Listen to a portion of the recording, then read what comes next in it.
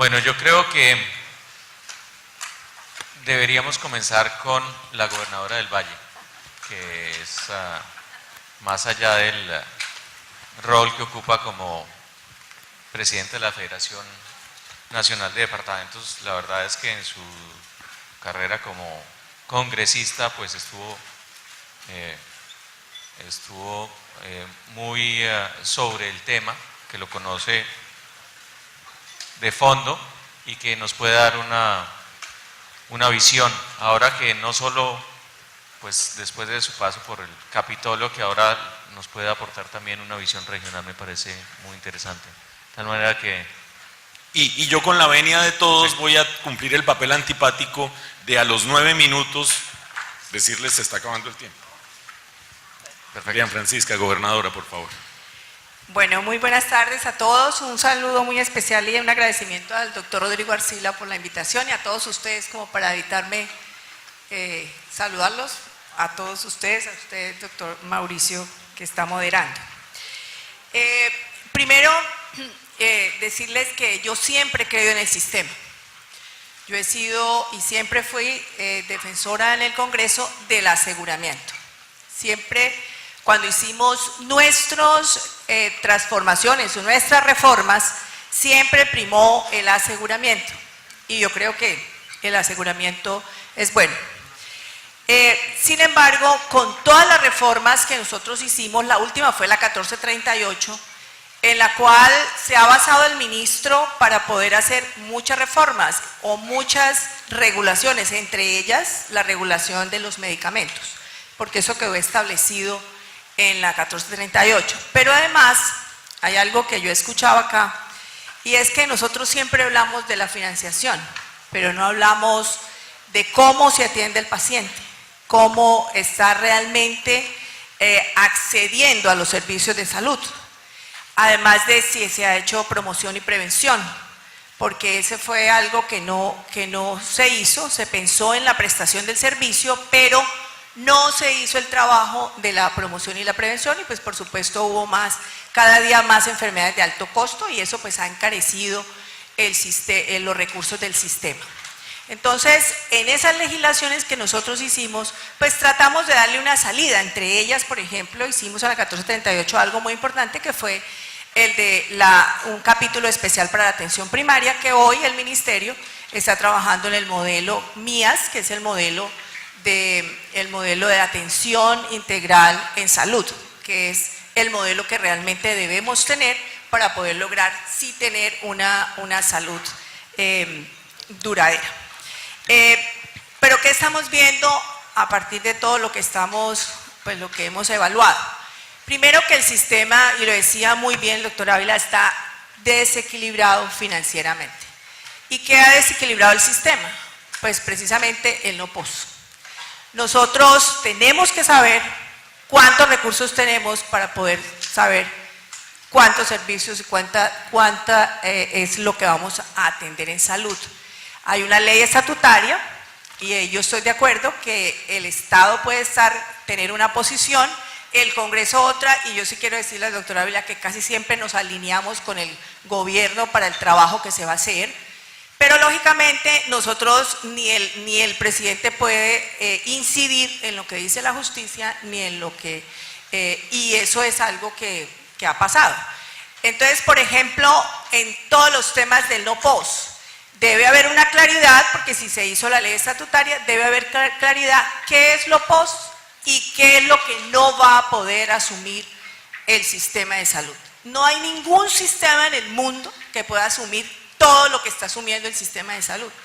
Si nosotros vamos al no POS, por lo menos en los departamentos, tengo que decirlo porque eso me compete ahora que estoy de gobernadora, es que no tenemos cómo financiar el no POS del régimen subsidiado. Y no tenemos cómo porque solamente nos queda el 5% de todas las rentas, tanto cedidas como del Sistema General de Participaciones, para pagarnos POS. Y en los departamentos, le hablo del departamento del Valle y muchos otros departamentos que estamos en el mismo problema, tenemos una deuda de 200.000 millones de pesos, pero solamente tenemos 36.000 millones para pagar. Entonces, eso es un hueco inmenso que nos va a acabar con las finanzas departamentales y no podemos pagarlo. Entonces, cuando nosotros vamos a hablar con las EPS, a obligarlos que nos paguen como está establecido en la ley, 50% inmediatamente se radican las facturas. Entonces ellos dicen, no, es que como nos deben del no POS, entonces nosotros no podemos pagarle a los hospitales públicos el 50% ni a tiempo. Entonces eso se vuelve un circuito allí en el cual no podemos solucionar. ¿Y quiénes se afectan? Los pacientes. Se afectan las IPS, se afectan los hospitales públicos, que eso es lo que nos compete a nosotros, y el recurso humano, que también trabaja en los hospitales, también trabaja en las clínicas y no se les paga. No hay educación continua porque no hay cómo hacer educación continua cuando todas las instituciones y todos los servicios deberíamos estar haciendo educación continua. Entonces, ni el recurso humano ni tampoco los pacientes pues van a ser atendidos con calidad y con oportunidad, que es lo que uno busca. Entonces eso es ese tema del no POS, yo creo que eso es lo que nos está afectando y hay que hacer algo que realmente nos pueda separar de la justicia, porque los jueces están diciendo qué es lo que hay que hacer. Yo propuse una vez una jurisdicción especial en salud. Los jueces no saben de salud. Los jueces les llega cualquier cosa y ellos todo dicen que sí, porque es que ellos no saben qué es la salud, ni qué es lo que está contenido en el POS, ni qué es lo que no está contenido en el POS. Entonces yo creo que debe haber una jurisdicción especial en salud. Lo otro es que debe haber una forma de financiar la salud. Aquí me parece muy importante que se haya dicho el ministro de que hay un hueco de 5,5 billones de pesos. Pero ¿y qué va a pasar entonces con esa deuda? Entonces los hospitales y las clínicas, entonces ¿qué va a pasar con esa deuda que se tiene? Entonces a mí me parece muy importante que busquemos cómo financiarlo. Yo creo que tenemos una reforma tributaria, nadie quiere que nos cobren impuestos, pero en esa reforma tributaria se ha dicho que se va a pasar de un IVA del 16 al 19. Bueno, que el ministro proponga y nosotros ayudamos, y los industriales, yo oí que dijo, me había dicho Bruce que podía dedicarse el 4 por 1000 para la salud. Nosotros lo pedimos siempre, pero nunca se pudo.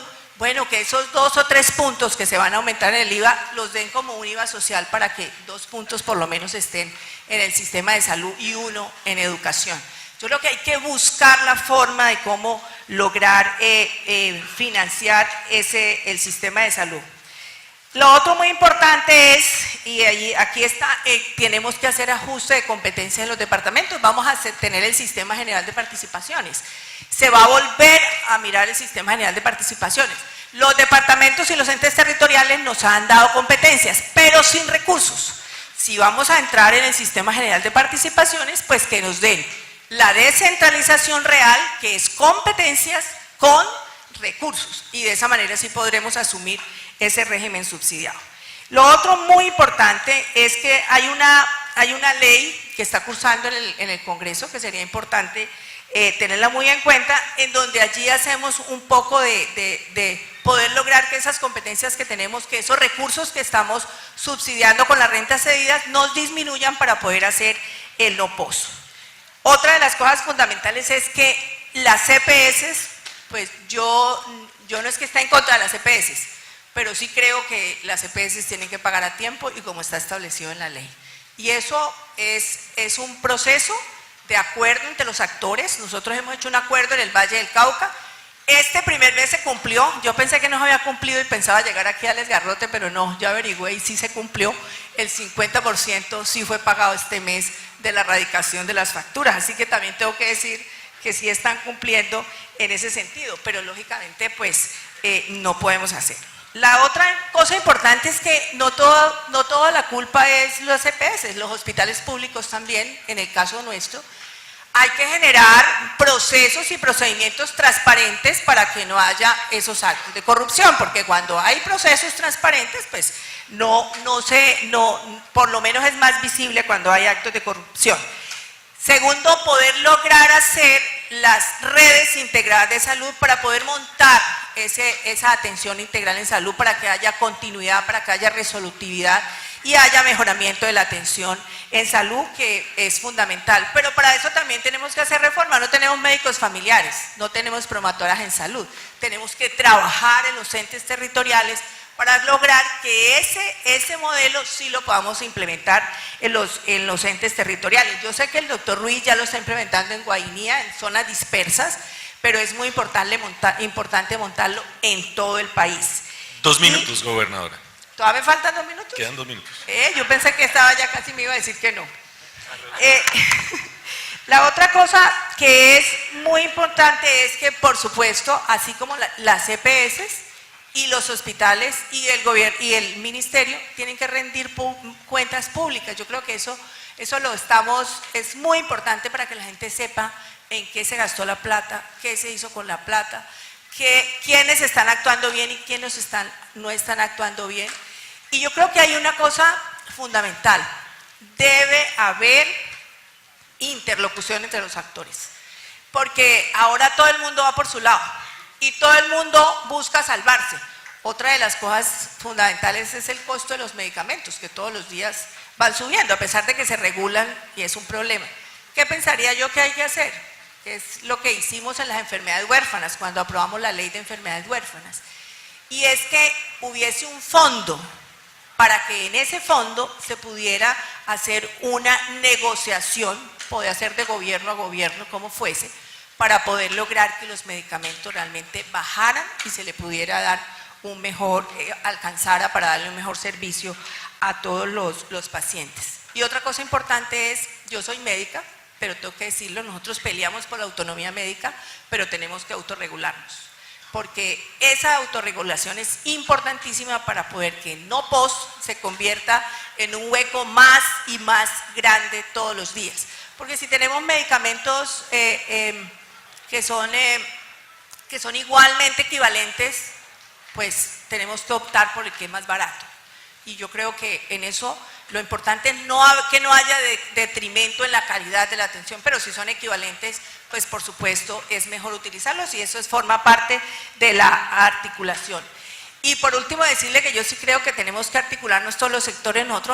Yo fui del Consejo Nacional de Seguridad Social en Salud, y creo que debería haber nuevamente otra instancia que por lo menos todos los actores trabajaran conjuntamente para que las políticas que salieran de ese consejo o de esa instancia de verdad pensara en cada uno esa instancia pensara en cada uno de los problemas que hay, y así de esa manera pudiera beneficiar al que tenemos que beneficiar, porque aquí no es beneficiar ni a las EPS, ni beneficiar a los hospitales, ni a las clínicas. A quien hay que beneficiar es la atención con calidad y oportunidad del paciente, que a veces no se piensa. Muchas gracias, gobernadora. Tiene la palabra el doctor Restrepo, por favor. Eficacia, transparencia, sostenibilidad. Gracias, Mauricio. Quiero iniciar con una breve aclaración. Al inicio de mi intervención esta mañana mencionaba la importancia... No sé si te están oyendo bien, y le pediría a los compañeros del sonido, es el primer micrófono del lado de acá. Dale, Jairo Humberto. Gracias. Decía que al inicio de esta mañana comentaba una serie de aspectos, a veces ciertos mitos que se tejen, y que hay una responsabilidad muy grande de la academia y de los técnicos para dilucidar y tener como cifras muy claras, que hace parte de la transparencia, tener información confiable y oportuna.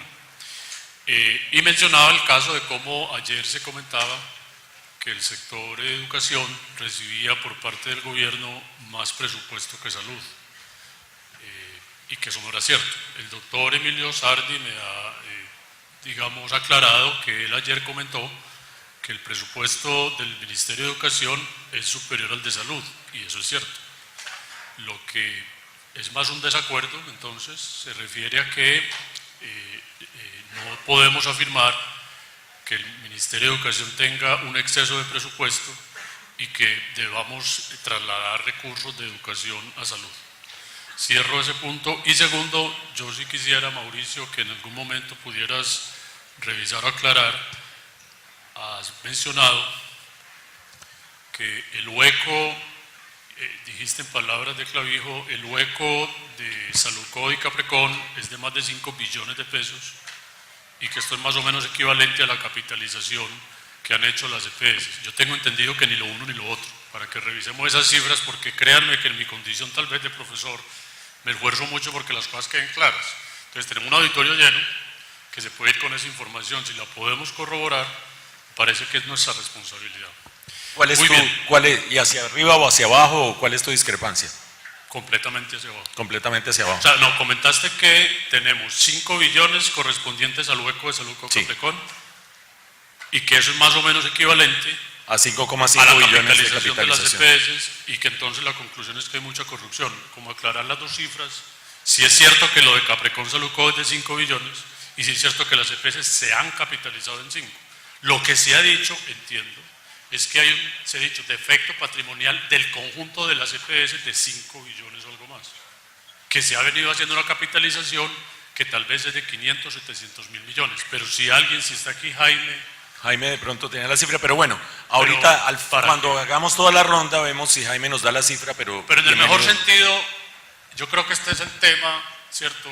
Que las cifras no queden ahí, sino que nos esforcemos porque es parte de la transparencia, que el ciudadano cuando lee Portafolio o la prensa nacional, pues reciba información clara y que el periodista cuando lo está abordando también tenga claridad y que todos entendamos lo mismo. Quería centrar mi intervención acá en dos, digamos, conjuntos de temas. Uno, cómo veo el sistema de salud hoy, en el sentido de, mi análisis es como que el sistema de salud está transitando. Nuestro Observatorio de la Seguridad Social número 30 justamente llama la transición del sistema de salud colombiano. Es decir, el sistema colombiano se está moviendo. Tengo que confesar, yo no sé hacia dónde, yo no sé qué puede salir de acá, pero sí hay unas señales que se inician hacia 2012 de querer introducir una serie de ajustes que pudieran permitir fortalecer el sistema o dar lugar a un nuevo sistema. Y yo creo que es ahí entonces donde todos entramos a participar de una discusión amplia para acordar esa misión, esos propósitos, digamos, de mediano y largo plazo. 4 elementos en donde yo veo que el sistema se está moviendo y que creo son en sí mismos grandes temas para orientar la discusión. Primero, ha habido una gran demanda por fortalecer lo público en el sistema. Y hay una cierta ambigüedad. Ayer el propio ministro decía, el sistema es público, y luego dice, pero no es tan público. Entonces, ¿qué es lo público del sistema? Creo que hay un reclamo, una demanda que la propia ley, cuando señala en el plan de desarrollo, por ejemplo, crear una entidad administradora de los recursos, lo que está es buscando perfeccionar y esclarecer el esfuerzo que se ha tenido con el FUSIGA. Entonces, primer elemento, concentrar todos los recursos en el gran fondo, aprovechando la fortaleza que ha tenido, digamos, el FUSIGA, y hay un esfuerzo muy grande por mejorar todo el manejo de los recursos. En segundo lugar, a propósito del modelo integral de atención en salud o de la política, es una reafirmación del acceso. Yo creo que ya el país superó en estos 20 años la idea que el aseguramiento es el objetivo, perdón, es la estrategia para alcanzar un objetivo, porque una de las confusiones enormes que se cometieron al inicio era ver el aseguramiento como objetivo, como propósito del sistema, y en eso la ley sí fue clara. El objetivo del sistema es crear condiciones de acceso. Entonces yo he celebrado mucho que se reafirme el acceso como propósito fundamental del sistema y en ese sentido precisamente pensado para el paciente. En tercer lugar, creo que el país está dando movimientos en una dirección apropiada en términos de la redefinición de fuentes. Particularmente, y lo mencionaba el doctor Guillermo Perry, continuar por la senda de sustituir recursos de cotización por impuestos generales. Ahí tenemos un reto enorme y sobre todo en ese diálogo con el público aclarar de qué se trata, porque hay una reacción, más impuestos, sí, pero buscando, digamos, favorecer el empleo y la formalidad. Y cuarto, un elemento muy importante que Antioquia puede ser hoy por lo menos, laboratorio para mostrarlo, es lo que yo llamo una nueva organización industrial, que puede ayudar sobre todo a mejorar la eficacia y la confianza en el sistema, por no decir también que la sostenibilidad. Me refiero al hecho que también estamos superando un costo enorme que trajo para el país cómo se forzó la competencia en territorios y situaciones donde definitivamente no era necesario. Yo fui uno de los que criticó bastante, sobre todo al inicio del régimen subsidiado, que no había por qué forzar la idea que en cada territorio hubiesen varias EPS. Eso trajo para el país unos costos enormes que hoy se están reconociendo y que el sistema se está ajustando casi solo. Es decir, en Antioquia hay una sola EPS del régimen subsidiado, básicamente porque todas las demás se fueron. Y ahí es donde se muestra una debilidad regulatoria desde el punto de vista de poder ir adelante y tener claro, como se advirtió mucho desde el año 94 y 95, que deberíamos prepararnos para regular unos monopolios bilaterales. Pero al mismo tiempo el modelo de atención, de alguna manera nos recuerda también que el tema territorial debe rescatarse. Y en segundo lugar, ¿cuáles son como los riesgos o temas pendientes para reflexionar sobre ellos? Uno, celebro que la doctora Dilian Francisco esté de acuerdo con ello, Dilian Francisca, es revisar, más que si es un consejo o algo, la institucionalidad completa del sistema. En el ejercicio que hicimos para la construcción del decálogo sobre transparencia e integridad en el sector, fue claro por parte de todos a quienes entrevistamos y toda la preparación que se hizo del decálogo, el reclamo por una instancia y unos mecanismos de resolución de conflictos, de debate, para resolver los problemas cruciales del sistema. Creo que hay un tema pendiente sobre cómo revisar el conjunto, digamos, de órganos que hacen parte del sistema, que los actores se vean allí reflejados. Segundo, sobre la sostenibilidad, insistir en aclarar los temas.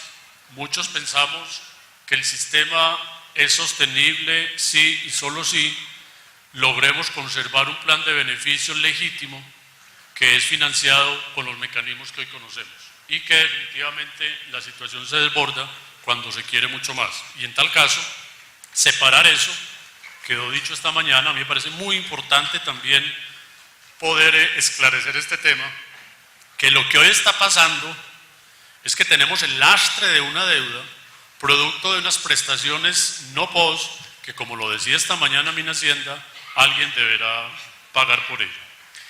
Y adicionalmente, en un proceso que necesitamos participar todos, es esa definición de lo que llamamos los límites justos. ¿Cómo es que toda la ciudadanía puede participar de un proceso en el cual estemos de acuerdo en reconocer esos límites justos y en tal caso, dentro de ese sistema futuro, yo diría, doctora Dilian Francisca, lo ideal es que no necesitemos ir a los jueces, lo ideal es que los jueces no tengan que hacer nada en salud. ¿Cómo lograr eso? Porque lo que efectivamente se está institucionalizando en el país es el paso por el juzgado para llegar a recibir atenciones en salud. Y finalmente, como elemento fundamental, creo yo, de recuperar una gran confianza, legitimidad para el sistema, también recojo lo que muchos hemos comentado. Yo creo que estamos en un momento en el que deberíamos ser capaces, y no sé, Fernando Ruiz, si el modelo propuesto puede ir hacia allá, es rescatar el acto médico-paciente como un acto, llamémoslo soberano, solemne, como un ritual, donde la persona recupere o gane en el médico esa persona en quien confía para resolver sus problemas y consultar. Una persona que lo mire a los ojos. Muchas veces vamos al médico y nos sentimos ante un funcionario de ventanilla, que simplemente nos está volviendo a preguntar todo lo que uno piensa que ya él debería saber, como de que murió los papás, como de que le ha pasado en la infancia, es decir, cómo lograr un sistema que con el apoyo de las TIC, con el mejoramiento de la motivación desde el punto de vista salarial y de formación para los médicos, logremos recuperar ese acto, porque ahí para mí está la esencia de la confianza en el sistema. Si el médico me recibe con satisfacción, si goza de un buen tiempo para atenderme, si comparte conmigo las alternativas de tratamiento. Yo he recordado mucho la primera vez que yo fui con mi hijo al médico en el año 96, estrenando el sistema. Me encantó la experiencia porque él me puso a decidir si íbamos al pediatra o no. Yo le dije, no doctor, no es necesario ir al pediatra, con usted, confío en usted, ¿cómo avanzar hacia allá? Bueno, y un puntico final que hace parte de estas discusiones es insistir sobre todo en el diálogo con el público. En la mente de mucha gente se habla de salud cuando realmente se está pensando en los servicios de salud. También tratar de separar ambas cosas. Cuando se dice la salud no es un negocio, debemos acotar los servicios de salud, el sector salud definitivamente es un negocio, eso es legítimo. Lo que muchos reclaman es si la salud, desde el punto de vista de lo que significa esto, sí puede ser un negocio. Entonces, en este diálogo con las comunidades, tener muy claro que son dos cosas completamente distintas y que la salud tiene muchos determinantes. Por eso la importancia también en ese futuro de la aplicación de enfoques como el de salud en todas las políticas y que la gente deje de ver la salud como un asunto de mera reparación, que necesitamos médicos, necesitamos medicamentos. Esto es una cosa mucho más rica. Gracias, Jairo Humberto. Muchas gracias. Yo entendería solo, Ricardo, ya sé que va a anunciar a nuestra próxima panelista, pero que tal vez en el nuevo modelo de atención se trata de recuperar filosóficamente, por lo menos, y conceptualmente, esa noción de un médico más cercano al paciente, que le conozca la trayectoria y demás, pero quizás el viceministro más adelante nos aclara un poco de eso. Muchas gracias, Mauricio. Escuchemos a Karen Hosman del proyecto Actúe. Bueno, buenas tardes a todos. Muchísimas gracias por la invitación y por poder acompañarnos en este importante evento. Yo quisiera enfocar mis palabras básicamente en uno de los aspectos claves, que es la transparencia, que es naturaleza del proyecto que yo lidero de la Unión Europea, que apoyamos al Estado en su política anticorrupción y la de transparencia. Lo primero es que hemos escuchado mucho sobre transparencia en casi todas las intervenciones, se ha hecho mucho énfasis en los avances, en reportar de qué manera ha sido útil, donde se han mejorado como los sistemas de información, la toma de decisiones, etc. Y sin embargo, creo que un poco lo que decía Jairo Humberto hoy en la mañana, pues hacerse a veces unas preguntas, ¿qué significa transparencia?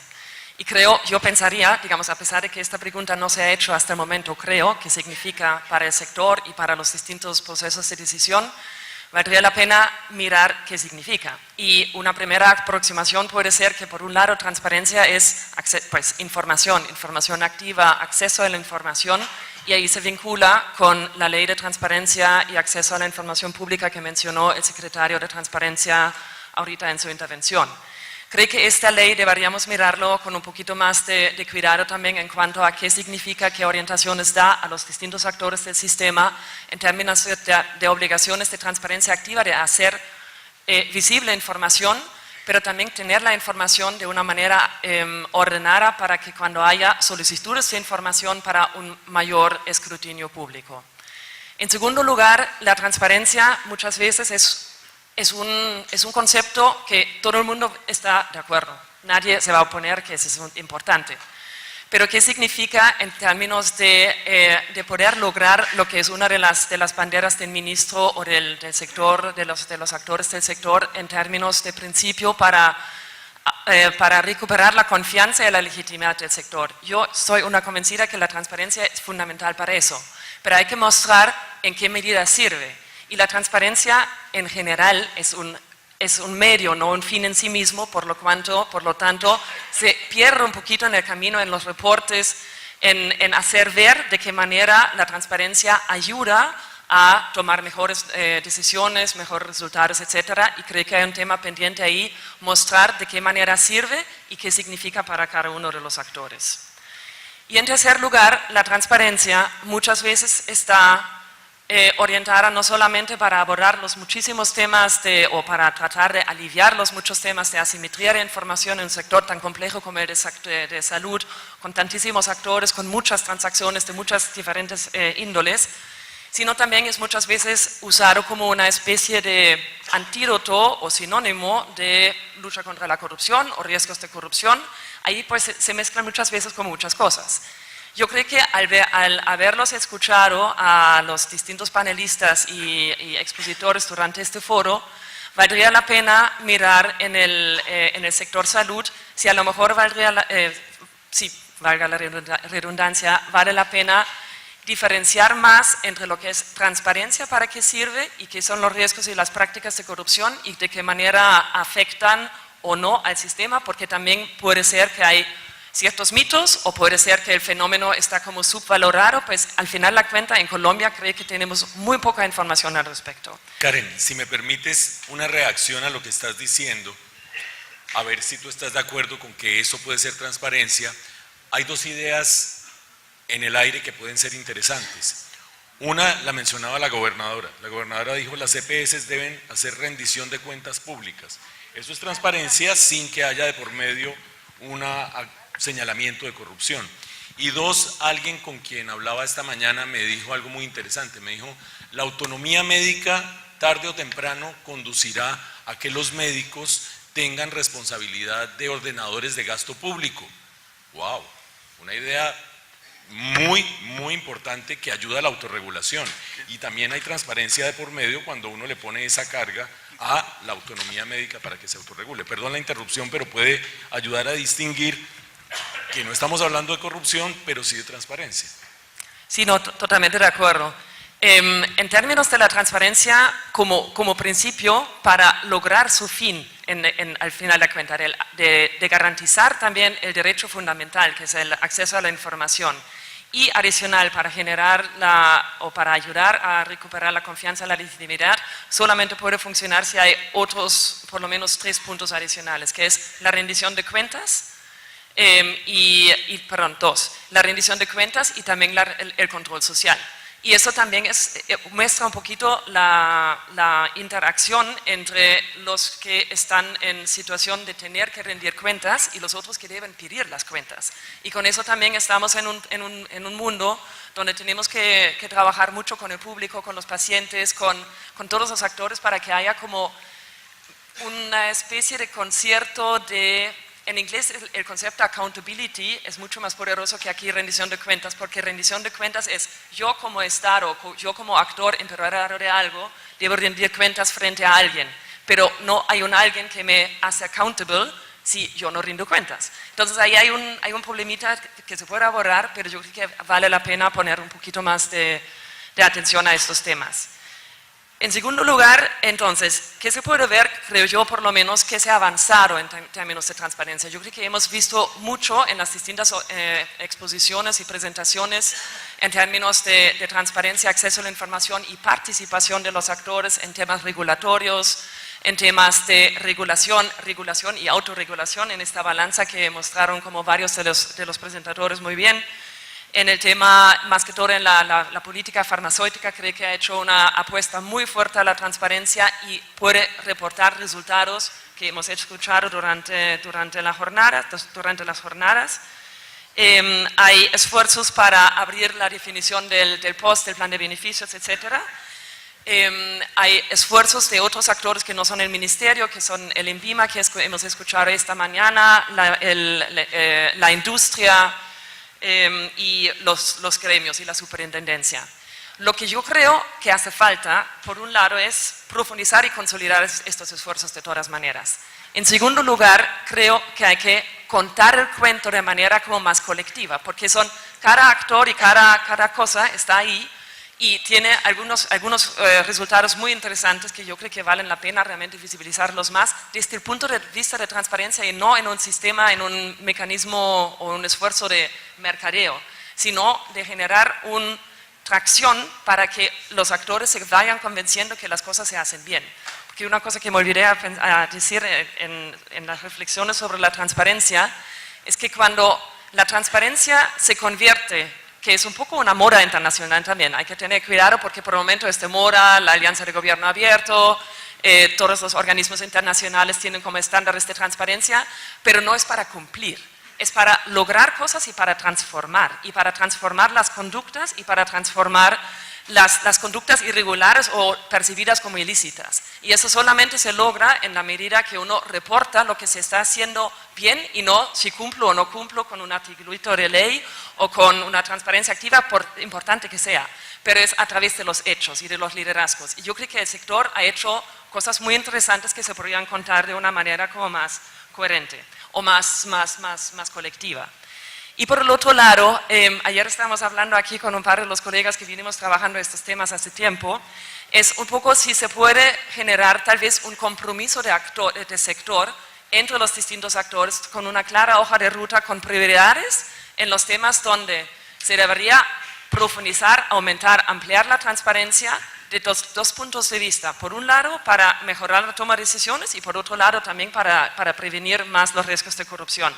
Y fijarse una hoja de ruta con metas y con compromisos claros y con una especie de sistema de seguimiento anual, por ejemplo, El decálogo de medidas de transparencia que mencionó Jairo Humberto, que se hizo en 2014, se lanzó en 2015 con el liderazgo del Ministerio de Protección Social, podría ser como una base, se podría ampliar. Creo que sería muy interesante. Creo que hay un par de cosas pendientes en términos de aumentar y poner mucho énfasis en los temas de regulación y autorregulación, en esta dupla. Y más que todo en la autorregulación, hay unos estudios, uno que es muy interesante de la Unión Europea de 2013, que analiza los problemas de corrupción en los 28 países miembros, y hay unos temas que están relacionados precisamente con el tema de regulación, autorregulación, muchos temas muy parecidos acá, el Sunshine Act a la colombiana, la autorregulación médica, etcétera, y solamente genera el valor esperado si hay transparencia, rendición de cuentas, si hay posibilidad para reclamar, para tener consecuencias si no se cumple. Ahí hay unas experiencias muy interesantes que se pueden tomar en cuenta. Otro tema importante que me parece muy importante es la transparencia en la gestión del talento humano. Y ahí pues hay muchos temas, digamos, pendientes. Ayer el ministro habló del fortín tecnocrático, que me pareció como una palabra muy buena para el sector. Yo creo que esto hay que salvaguardarlo o protegerlo, y creo que es muy importante llevarlo a regiones. Porque en las regiones, lo que yo entiendo, que todavía hay como por lo menos hay mucha duda, mucha perspicacia de cómo se nombran ahí ciertos directivos públicos, etcétera, y pues ahí yo creo que pues hay que poner un énfasis importante. En términos del compromiso... 2 minutos. Perfecto. En términos de la posibilidad de los actores del sector empresarial, pues hay unas iniciativas que podrían valer la pena tomar en cuenta adicionalmente. La Secretaría de Transparencia está desarrollando una herramienta que se llama Empresas Activas en Cumplimiento de Anticorrupción, que es una especie de programa de compliance basado en los más altos estándares de compliance y de prevención de riesgo y de control de fraude, lo que mencionó el señor de Holanda ayer, y hace una evaluación, una autoevaluación de estos estándares, para ayudar a las empresas de mirar si están bien o mal en términos de los estándares internacionales, y para promover una cultura interna al respecto. Puede ser que para algunas por el momento está enfocada en las grandes empresas, metodológicamente. Para las grandes empresas aquí presentes podría ser una iniciativa interesante, si quiere ampliar a pymes también. En el mismo sentido, el tema, creo que de gobiernos corporativos, que todo el mundo sabe que es súper importante, pero creo que es otro tema que puede estar pendiente. Y me faltan 2 puntitos. Uno es, yo aquí por lo menos, y puede ser ignorancia, pero no he visto algunos actores que me parecen importantes involucrar en estos esfuerzos de transparencia, autorregulación, gestión de conflictos de intereses y demás. Y promover la transparencia. Uno son las entidades territoriales, que según los índices de transparencia por Colombia tienen como mayores debilidades en términos de estos aspectos, y hay mucho por hacer todavía. La gestión de las IPS propiamente tal, pero ahí pues puede ser que estoy como no totalmente informada, pero parece que no están tan presentes como las EPS y otros actores. Asociaciones de pacientes, creo que también tienen como ciertas cosas de autorregulación pendientes. Involucrar los medios para generar un reporting, ¿cómo se llama? Como medios o opinión pública, importante de investigación y de denunciar, pero también de reportar si en algún momento se hacen cosas como bien, y para tener como un balance ahí. Y por último, creo que es muy importante, ese es el tema que estaba mencionando Mauricio también en su introducción en algún momento, es mirar de qué manera abordar el tema de los riesgos de corrupción, las prácticas de corrupción que se pueden ver, y potencialmente también tratar de averiguar por dónde están los niveles de tolerancia a la corrupción. Porque en Colombia hay un problema que considero yo por lo menos, yo creo que el país no está lo suficientemente indignado o lo suficientemente convencido de que se puede hacer, que se debe hacer algo en contra, y muchas veces se confunden ciertas prácticas que todavía siguen siendo toleradas o que siguen siendo esperadas, mientras que me beneficia a mí o a mi familia, pero si son los políticos, pues todo está mal. Y eso no es como para caricaturizar, sino yo creo que es un tema culturalmente profundamente arraigado, que es parte de la sociedad, que es así, pero que sí se puede cambiar. Yo creo que a nivel internacional y también en distintos países en la región hay movimientos sociales muy interesantes que están reclamando de los líderes un comportamiento diferente, y eso sería bueno aprovecharlo, y si se puede aprovechar en sectores concretos donde hay como relaciones concretas entre, en este caso, pacientes y el juego de actores, creo que podría ser como una buena medida. Muchísimas gracias. Muchas gracias. Escuchemos a Augusto Galán, por favor. Muchas gracias. Pues me uno al agradecimiento al doctor Rodrigo Arcila, en primer lugar. Y en respuesta, digamos, al tema de hacia futuro la sostenibilidad, yo, en primer lugar quisiera como señalar que para mí la sostenibilidad va mucho más allá del simple balance financiero. Y debe ser más bien un balance de todos los recursos del sector salud para satisfacer las necesidades de la población en el presente, sin comprometer a las generaciones futuras y sus necesidades. Entonces, eso, digamos, desde el marco o desde el punto de vista de definición conceptual. Ahora, un punto para mí adicionalmente importante es que en ese proceso de sostenibilidad debemos partir de reconocer lo que hemos logrado, de satisfacernos con lo que hemos logrado. Hay algo en este país como que no nos puede ir bien, como que nada es bueno, como que siempre nos falta 5 para el peso. Y todas esas frasecitas que periódicamente estamos utilizando, y resulta que por fuera nos ven distinto, y en el sector salud nos ven muy distinto. Entonces nosotros somos referentes para los países de América Latina, y nosotros no nos creemos eso. Entonces yo creo que en ese camino hacia la sostenibilidad y el mejoramiento del sistema, ese es un primer punto. Reconocer que no tenemos el mejor sistema de salud del mundo, pero tampoco, como algunos han querido señalar, el peor sistema de salud del mundo. Ahora, ya en términos más específicos sobre el tema de transparencia, el tema de gobierno, y no me refiero al gobierno nacional, sino en general al gobierno. De alguna manera Karen lo mencionó ahorita. Pero empezando por el gobierno de nosotros los médicos.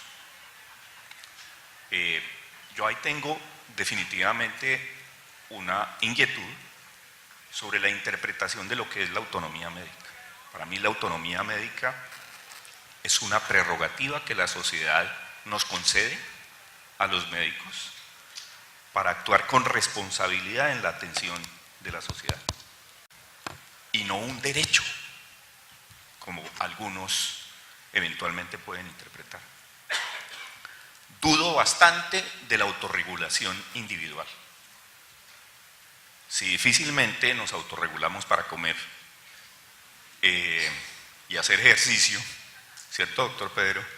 De ahí para adelante, pues en el tema de autorregulación en estas materias, yo creo que debemos establecer mecanismos de balances y de pesos y contrapesos dentro de nosotros mismos los profesionales.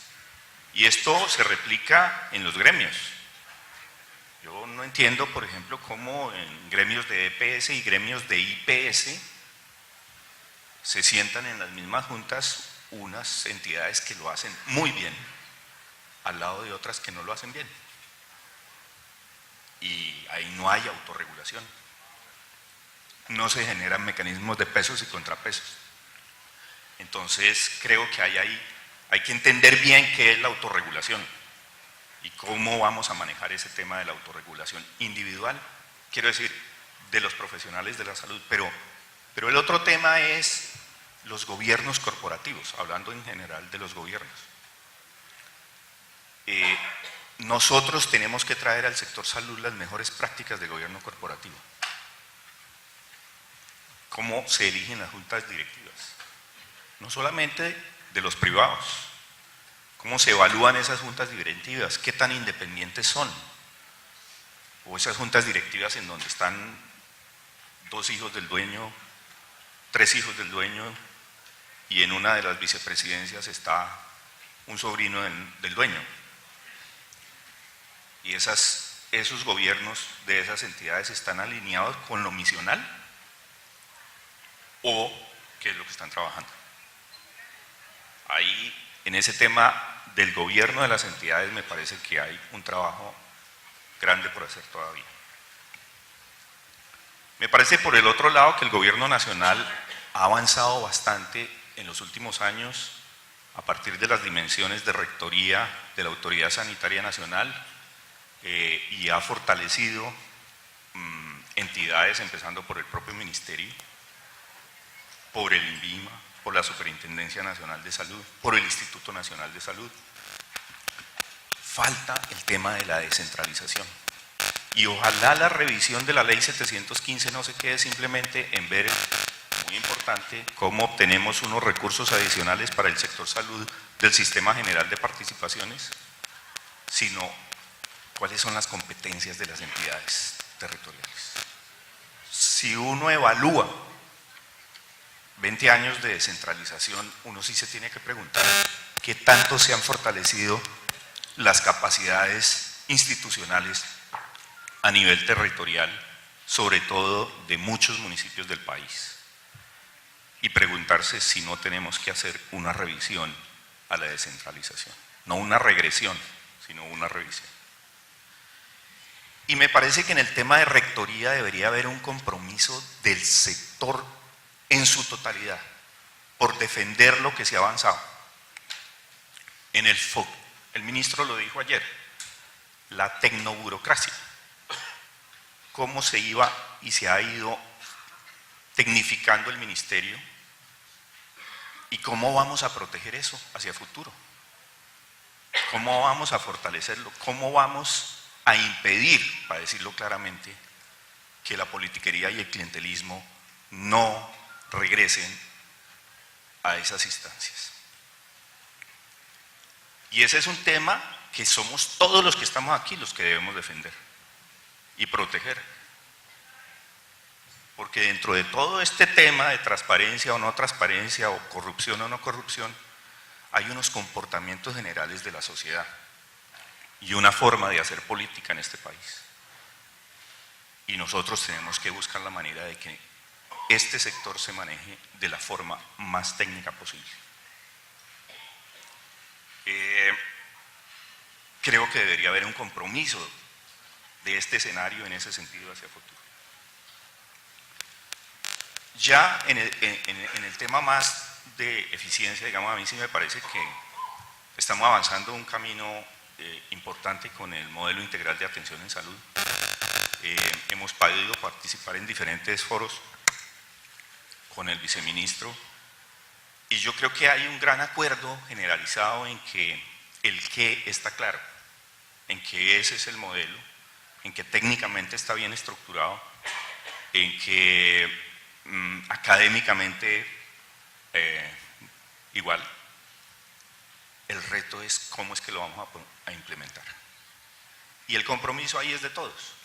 El compromiso no es solamente del gobierno nacional, sino cómo vamos a construir la implementación real de ese modelo y dejar el discurso de la prevención y de la promoción para convertir realmente en un nuevo modelo que nos modifique la capacidad resolutiva del nivel de baja complejidad. Y ahí me paso al tema de recursos humanos, que es un tema que hemos dejado de lado a lo largo de estos 20 años. Y es un tema fundamental. Y ustedes seguramente lo comparten. Y ahí lo que uno ve es que la autonomía universitaria no le sirvió al sector salud. En 1992 teníamos 0.5 enfermeras profesionales por 1000 habitantes. Perdón, 0.4. Y hace un par de años, creo, la cifra daba 0.5. En 20 años no hemos hecho nada.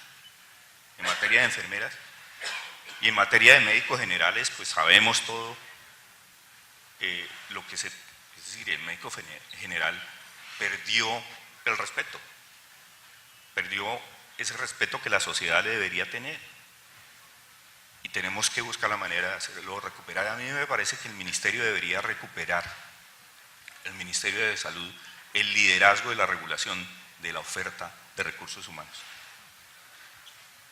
Y eso hay que hacerlo, y en eso hay que acompañar al nivel nacional, porque seguramente el sector educativo no va a querer, pero me parece fundamental para que nosotros sepamos cuáles son los recursos humanos que necesitamos, en dónde los tenemos que ubicar, qué incentivos se deben establecer para generar, digamos, ese recurso humano que realmente transforme el modelo integral de atención en salud. Porque lo que tenemos como recurso humano realmente está orientado a la espiral del gasto y del alto costo y de la hospitalización y del especialismo. Me parece que de la mano de eso hay que revisar el sistema de garantía de calidad. Allá hay unas rigideces que están impidiendo que el modelo integral de atención en salud se pueda satisfacer y cumplir rápidamente. En temas de anestesia, en temas de pediatría, el rol de la enfermera, repito, el papel de la enfermera, el médico es el líder, seguramente. Y ahí hay un tema que es el pago por resultados, que tenemos que superar el pago por evento. De eso se discutió mucho en los últimos 2 días, pero es que yo quisiera resaltar un tema adicional de eso. ¿Qué tanta transparencia hay en ese pago por evento? ¿Qué estímulos negativos y perversos, si se quiere llamar de alguna manera, hay en ese pago por evento? Ayer un cardiólogo amigo me decía que en una de las instituciones de Bogotá se hizo determinada cantidad de cateterismos hace un mes, en una semana, y el 80% de las arteriografías coronarias eran normales. Entonces uno se pregunta, ¿cómo se llegó a ese diagnóstico? Y entonces, ¿qué es lo que está estimulando ese pago por evento?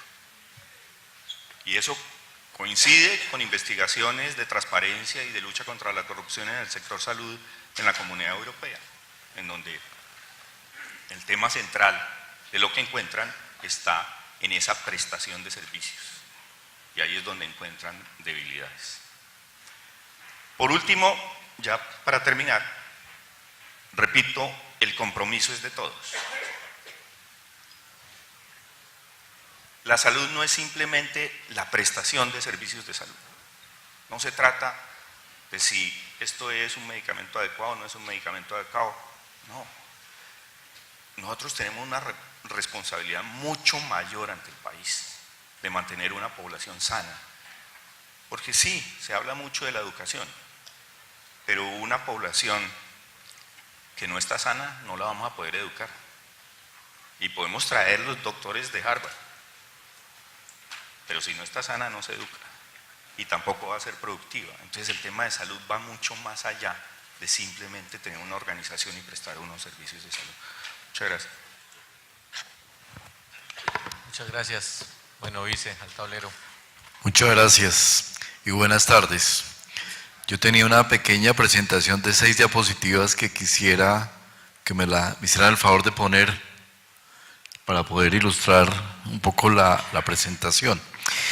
Y un poco en el sentido de lo que hablaban ante nuestros coordinadores de panel, hablar un poquito del futuro. Yo no quiero, creo que el día de ayer se habló mucho de la coyuntura, de los temas de lo que inmediatez del sistema de salud, pero yo quisiera hablar un poquito del futuro y empezar un poco por esta diapositiva que trabajamos con Miguel Uprimi hace ya en el año 2012, en un estudio que hicimos en conjunto, y que muestra cómo el sistema no siempre fue deficitario, el sistema fue en sus principios superavitario, la gente no consumía y esto sirvió para es mucho construir y consolidar la institucionalidad que hoy tenemos. Y estos fueron probablemente los primeros 10, 12 años del sistema de salud en Colombia.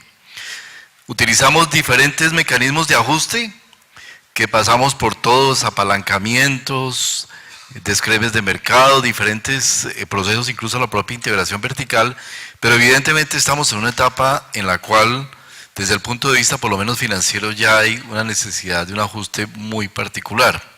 De ese mismo estudio, un análisis que nunca había presentado, que trabajamos con Miguel y nunca salió publicado pues en este libro que trabajamos, y mostraba cómo la crisis, hay en el año 2012, y creo que todavía persiste mucho, dos visiones diferentes de la crisis.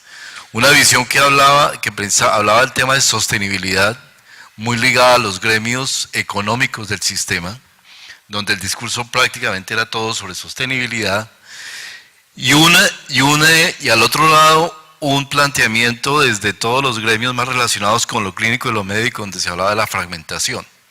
Es decir, por un lado, hablando de sostenibilidad, por otro lado, hablando de la fragmentación del sistema y la fragmentación de los servicios de salud.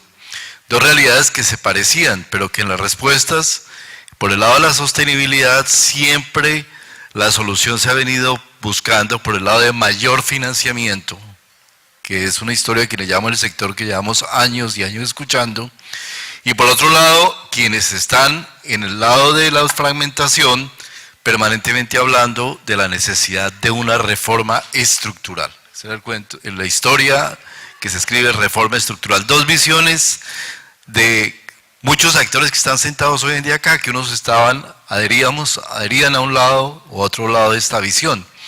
Y realmente llevamos ya no una crisis que va a llegar a la adolescencia, yo creo que ya vamos a llegar 15 años de crisis.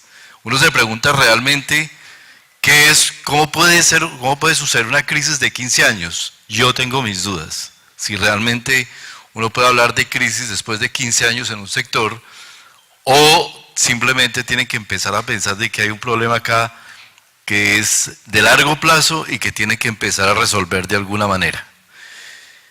Frente a las visiones que han habido durante el día de ayer, que han sido muy contrastantes, yo sentí un ligero pesimismo sobre la ley estatutaria. Yo quiero decirles que yo soy profundamente optimista, y el Ministerio, por lo menos el Ministerio de Salud, somos profundamente optimistas sobre la ley estatutaria.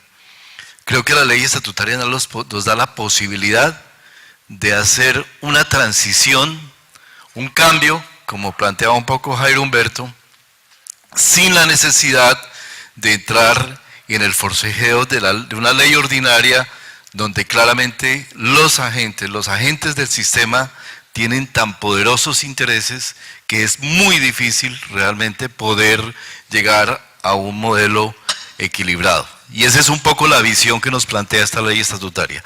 La ley estatutaria tiene dos elementos sustanciales. El primero es que, al contrario de lo que del marco de referencia que traería la ley 100, que era el marco de referencia de la seguridad social, o es el marco de referencia de la seguridad social basada en la contingencia, entiéndase, basado en la enfermedad, la ley estatutaria nos plantea un marco de referencia basado en el tema en la salud, y eso tiene una connotación completamente diferente. Si hablar de enfermedad, hablar de salud, hablar de un sistema centrado en la salud, un sistema centrado en la enfermedad, hay dos connotaciones muy diferentes. Y la ley estatutaria define por primera vez en su primer artículo definitorio un sistema de salud como el conjunto de normas, organismos, mecanismos, agentes que deben propender por la salud de las personas. O sea que este es un marco de referencia que definitivamente cambia esa visión que hasta ahora tenemos de una visión basada en la seguridad social y en las puras contingencias de salud. Por otro lado, la ley estatutaria plantea una visión de atención integral y claramente dice, el objetivo de la salud va desde la promoción, prevención, tratamiento, rehabilitación, paliación de la enfermedad. Es decir, la responsabilidad del sistema deja de ser esa responsabilidad basada en un esquema de seguros basado en contingencias y un modelo prácticamente indemnizatorio a un modelo basado en una integralidad sobre la atención centrada específicamente en aquello que el paciente requiere, lo que el sistema le debe proveer de una manera integral. De manera que si pensamos en una visión a futuro que realmente tenga sustento, debemos empezar a hacer un clic dentro del sistema y empezar a cambiar y a transformar esa visión dentro de las posibilidades que nos permite la ley estatutaria.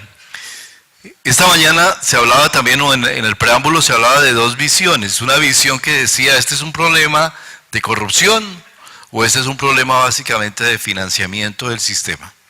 Yo le agregaría otra lectura a eso. Yo creo que aquí hay un problema adicional de un fallo regulatorio continuado frente al sistema. Durante muchos años, un Ministerio de Salud que no ha tenido gobernabilidad suficiente, un Ministerio de Salud que ha tenido muy limitada rectoría para poder abordar y para tomar decisiones muy complejas, muy difíciles, pero que necesariamente hay que tomar y que muestren y que dejen de evidenciar una fragilidad frente a los agentes que conforman el sistema. Yo sé que hay muchos economistas que tienden a ser alérgicos al tema regulatorio. Yo hice una maestría en economía, quiero decir que entré a este ministerio pensando que la regulación del sistema debería ser mínima, pero yo hoy sí creo que aquí nos falta una aproximación regulatoria sobre temas tan importantes como los que tenemos. Si uno mira el cuadrante entre sostenibilidad y financiamiento, ¿dónde llegó el sistema? La ley 100 apostó fundamentalmente a dos escenarios, un escenario de competencia y un escenario de integración de los agentes, un escenario que fue tremendamente positivo. Pudimos crecer, reducir la inflación esperada de los servicios de salud de manera sustancial. El sistema ha podido producir, incrementar su productividad y, por qué no decirlo muy enfáticamente, su eficiencia a lo largo de los pasados años. Pero ¿a qué punto llegamos? Llegamos a un punto en el modelo de mercado que tenemos de monopolio bilateral. Hoy en día es muy difícil distinguir cuál es el poder dominante entre el aseguramiento y la prestación, y claramente hay estudios muy recientes que empiezan a evidenciar cómo entre aseguramiento y prestación llegamos a un estado de equilibrio en el cual las ganancias en eficiencia a futuro van a ser profundamente limitadas. Al estar en ese estado nuestro sistema de salud, el mecanismo de mercado creo que prácticamente se ha agotado y están teniendo mucho más relevancia los factores y los fallos de mercado que han tendido a desconfigurar el sistema. Nos referíamos acá, por ejemplo, a la inducción de demanda. La inducción de demanda es un factor crítico para el sistema de salud. Y muchos de los malos conceptos, malas comprensiones de la autonomía están derivando en este problema. Por el otro lado, tenemos en el cuadrante inferior izquierdo, cuando nos acercamos al paciente, problemas evidentes. Colombia es una sociedad que en el año 1952 tenía un índice de envejecimiento de 12%. Por cada 100 menores de 15 años, teníamos 12 mayores de 65 años, en el año 1952. Para el año 2020 ese índice va a ser de 50 sobre 100.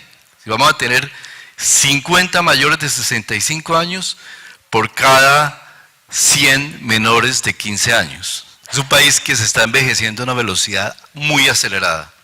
En los pasados 5 años crecimos en 8% la carga de enfermedad crónica en Colombia.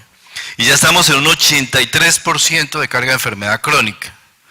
Tenemos 18 años de vida saludable perdidos por discapacidad al llegar a la expectativa de vida de 74 años. Esa carga de enfermedad es prácticamente el triple de la carga de enfermedad que tiene la población australiana. Es decir, tenemos una sociedad, una comunidad que ha venido ganando en expectativa de vida, pero que ha venido ganando expectativa de vida profundamente cargada de enfermedad. Y ese es el impacto que por otro lado estamos recibiendo en el sistema. ¿Cómo responde nuestro sistema? Con un modelo eminentemente hospitalocéntrico. Un modelo donde la puerta de entrada son las urgencias de los hospitales de alta complejidad, un modelo que tiene una un índice de hospitalización, según la encuesta de calidad de vida, tenemos un índice de hospitalización del 9%. 9% de los colombianos a lo largo de un año son hospitalizados. ¿Eso es mucho o es poco? Eso es muchísimo. Es el doble del índice de hospitalización que tiene el Brasil y el doble del índice de hospitalización que tiene México. Es más parecido al índice de hospitalización de España, es más parecido al índice de hospitalización de los Estados Unidos. ¿Qué significa eso? Un modelo de aseguramiento donde la respuesta carece absolutamente de integralidad y donde la respuesta es solamente la atención de las contingencias de enfermedad en un modelo absolutamente discontinuo, y tengo que decirlo con énfasis, absolutamente discontinuo, donde se pierde el agenciamiento del servicio, de la atención integral, y el paciente muchas veces, muy frecuentemente, termina siendo agente de su propio proceso de atención. Esa es la realidad que vivimos hoy en día y a la cual hemos llegado en un modelo que, por otro lado, tiene cosas muy positivas como la inmensa capacidad de producción de servicios de salud, porque yo creo que el modelo colombiano en su relación de eficiencia es absolutamente eficiente, pero perdimos esa visión de tener un modelo centrado en el paciente a pasar a un modelo centrado en las prestaciones y centrado muchas veces en los propios intereses y en las propias necesidades de los agentes que lo componen. Agentes que no solo es al asegurador, sino parte del propio personal de salud, del propio médico, hospital, y es una cadena donde cada agente tiene sus propios incentivos para generar sus curvas de bienestar, pasando por encima de la curva de bienestar de los propios, del principal, que en este sistema debe ser el paciente o la persona que tiene necesidad de la atención. Por otro lado, con unos paradigmas muy complejos, paradigmas como pensar que las necesidades de atención en salud en Bogotá son iguales a las necesidades de atención en salud en Cartagena o en el Chocó o en La Guajira, y que el modelo de competencia que se instauró en la Ley 100 funciona de la misma manera en todos los lugares, cosa que es absolutamente falsa. Después de 20 años llegamos a la claridad que no tiene ningún sentido, realmente no tiene ningún sentido tener 17 EPS ubicadas en el departamento de La Guajira. Es decir, ¿qué sentido tiene tener 17 EPS en La Guajira atendiendo menos de 800.000 personas, peleándose en una ranchería? Llega a una EPS y encuentra que hay pacientes de una misma familia que pertenecen a 7 EPS y en las cuales, para poder atender el niño que está realmente muriendo, no se puede atender porque no pertenece a la EPS que está haciendo el operativo de campo. Entonces hay una serie de planteamientos muy complejos en los que realmente hay temas que hay que realmente modular, no solamente en el aseguramiento. Si uno va a la propia prestación, incluso en ámbito de grandes ciudades, revisábamos el otro día, aquí está Gabriel Mesa que nos ha acompañado en esas discusiones, cómo es posible que en ciudades como Medellín la capacidad instalada de Metrosalud esté subutilizada prácticamente en un 50%. Y tengamos una crisis permanente de urgencias en las urgencias de los hospitales de alta complejidad, mientras no hay una respuesta evidente que module ese modelo de atención. Es un modelo profundamente desarticulado, con una capacidad de producción tremendamente alta, pero donde no hay una integralidad dentro de esos procesos de atención. De ahí surge la necesidad, Mauricio, de generar una política de Estado. Y eso es lo que está planteando la política de atención integral en salud, derivada de la ley estatutaria, estructurada a través del artículo 65 del Plan de Desarrollo, donde esa visión de futuro de hacia dónde queremos llegar se establece a través de una política de Estado. Elementos centrales. Primero, la necesidad de hacer una delimitación territorial del sistema de salud. Llegar a una territorialización, comprender las diferencias que hay entre los territorios en un país como Colombia, donde las realidades culturales, sociales, institucionales, geográficas, de acceso a los propios servicios o disponibilidad de servicios, pueden tener unas diferencias absolutamente relevantes. Segundo, montar un modelo sobre modelos de caracterización poblacional donde las necesidades, criterios de salud pública sean esenciales para poder plantear las intervenciones en salud. Y tercero, entre los elementos centrales, la estandarización de la atención y de los servicios de salud. Ayer veíamos cuando en el último panel, que desafortunadamente ya estaban muy pocas personas a las 7 de la noche, una pregunta que se hacía: ¿cómo en Holanda controlan el tema de las diferencias en la aproximación de los médicos y en el manejo médico de las patologías y los incentivos que pueden tener los profesionales de la salud y las instituciones para problemas como la inducción de demanda? Y la respuesta allí fue clara del experto holandés, decía: simplemente trabajamos en base a una estandarización que busque identificar cuáles son las diferencias que existen entre unos y otros y cómo esas diferencias en un momento se vuelven patentes y son necesario abordarlas. Lo que estamos planteando a través del modelo de atención incluye tanto una estandarización como una reconceptualización del modelo médico. Y yo lo decía ayer, nosotros en la Ley 100 planteamos un modelo donde fortalecimos la estructura institucional, pero en ese fortalecimiento de la estructura institucional dejamos de lado el modelo médico y el modelo de atención médica y el modelo de gestión clínica. Y el modelo de gestión clínica quedó desperdigado entre toda esa institucionalidad. Por tanto, es necesario, si queremos una atención centrada en el paciente, que ese modelo médico, por ejemplo, esas puertas de entrada, realmente tenga una posibilidad de estar cercana al paciente, cercana a la persona que busca la atención.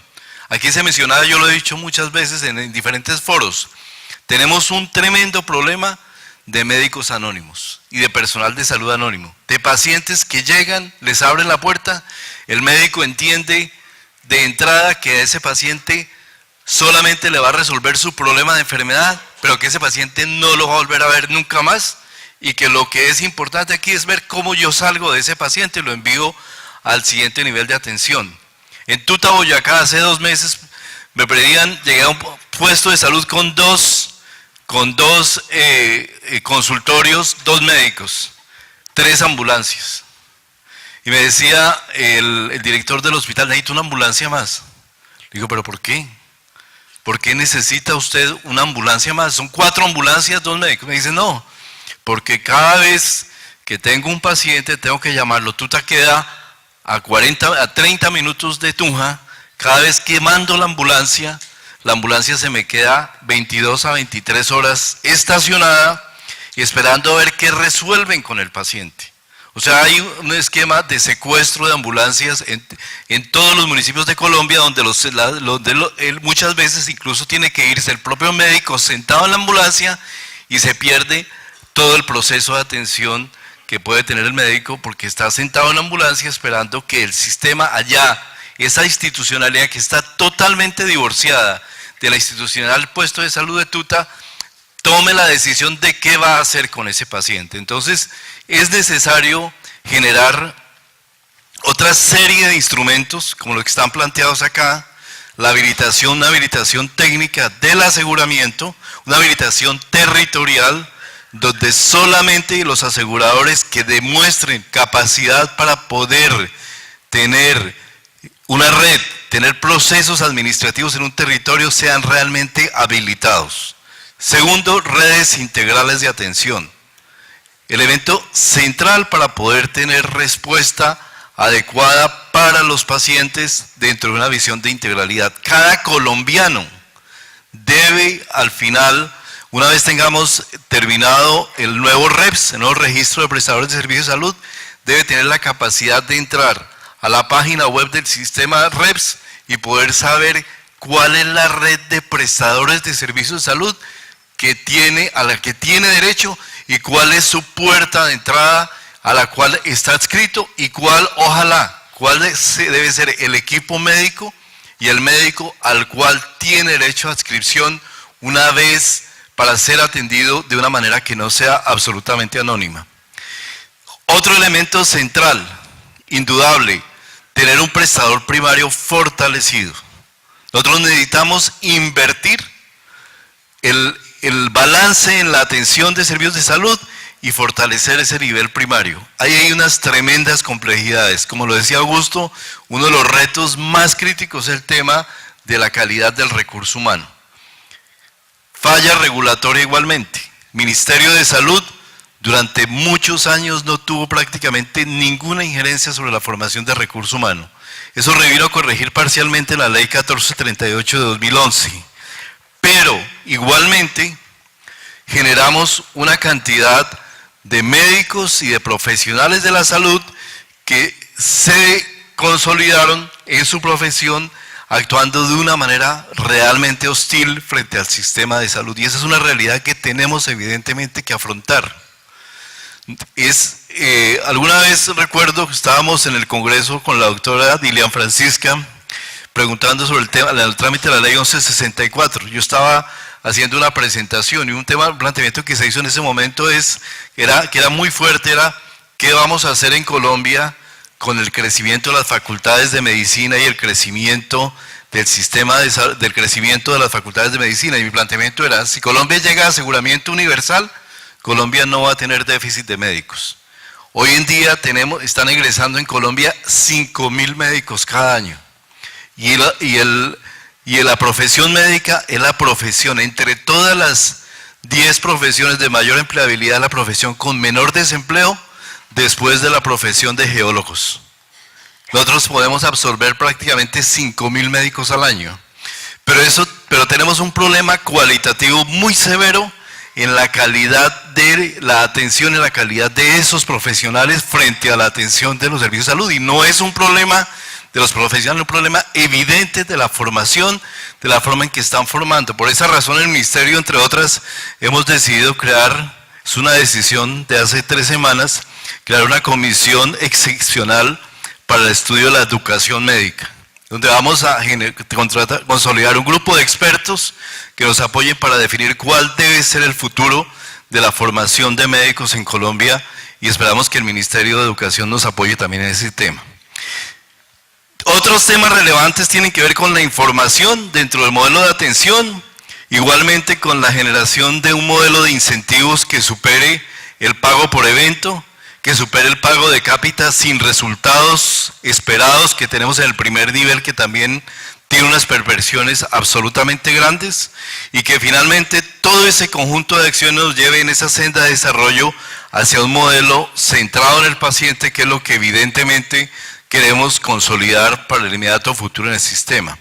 Ustedes me podrán decir que este es un tema que parece muy futurista. La realidad es que nosotros tenemos claramente la intencionalidad de durante este primer semestre tener entregado prácticamente todo el esquema regulatorio, redes integrales de atención, rutas de atención, prestador primario, modelo de habilitación técnica de EPS, modelo de incentivos, modelo de prestador primario, para poder evidentemente hacer posible un modelo que va a tener dificultades, pero que nos debe conducir finalmente al desarrollo final del sistema de salud.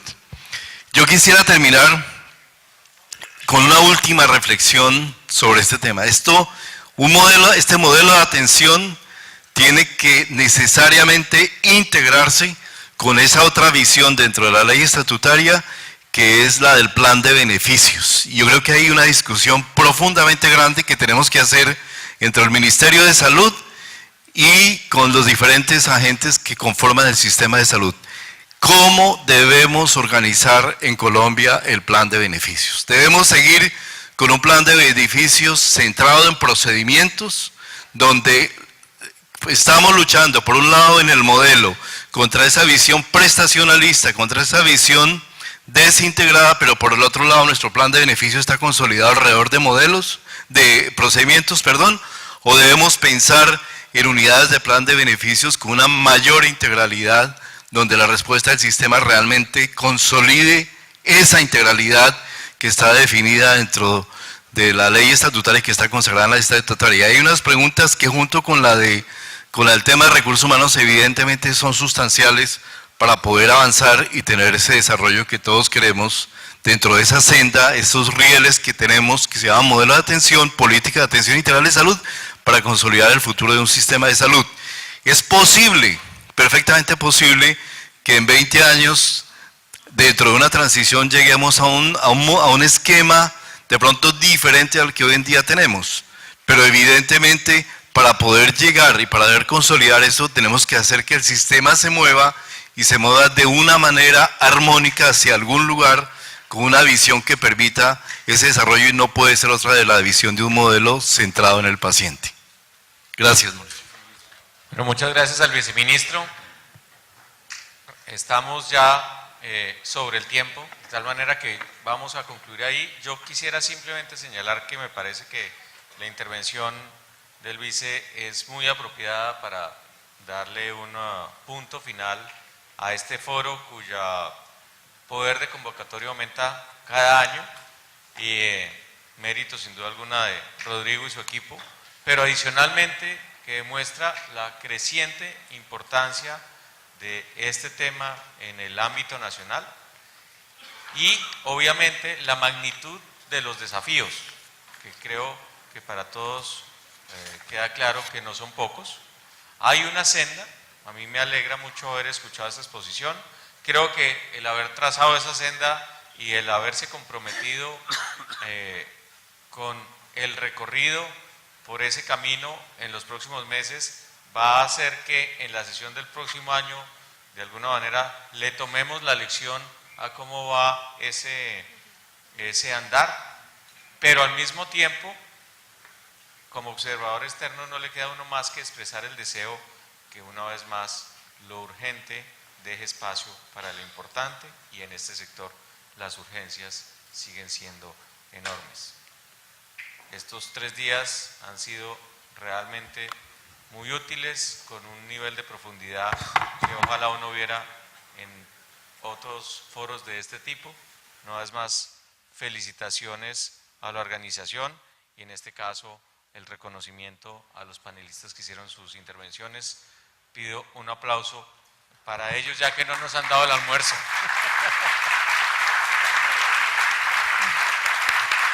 Bueno, nuevamente.